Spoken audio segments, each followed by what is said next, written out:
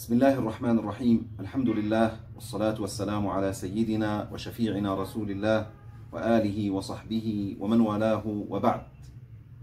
يا ولدي، احفظ عقلك. هذه نصيحة من محب لأحبابه، لأولادنا، لبناتنا، لشبابنا بصفة عامة.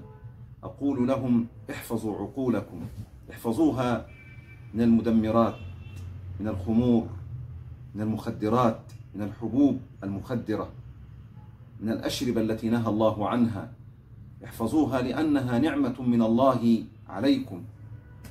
العقل زينة، العقل مفخرة يجعلك تفتخر بين الناس، العقل شرف لصاحبه.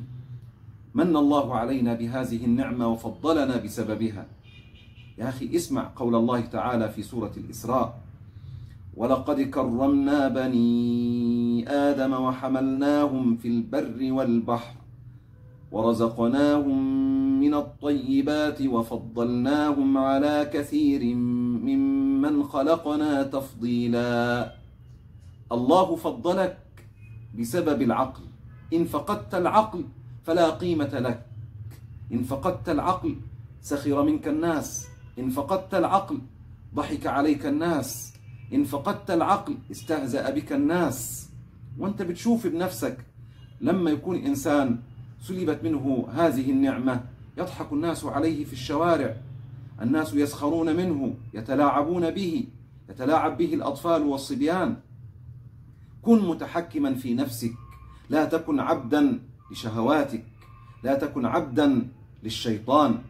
انظر إلى ساداتنا الصحابة كيف تحقق إيمانهم، كيف كانت قوة عقيدتهم لما نزل تحريم الخمر: يا أيها الذين آمنوا إنما الخمر والميسر والأنصاب والأزلام رجس من عمل الشيطان فاجتنبوه لعلكم تفلحون. الصحابة قالوا: انتهينا يا رب، انتهينا يا رب. ولم يعهد أن أحدا منهم شرب الخمر بعد تحريمها. خذ نصيحتي أيها الابن الحبيب، أيها الشباب، خذوا هذه النصيحة. احفظوا عقولكم لأن الله سبحانه وتعالى كرمنا بسببها. أسأل الله تبارك وتعالى أن يحفظ أولادنا وبناتنا وشبابنا جميعا من هذه المسكرات ومن هذه المخدرات والمدمرات. والسلام عليكم ورحمة الله وبركاته.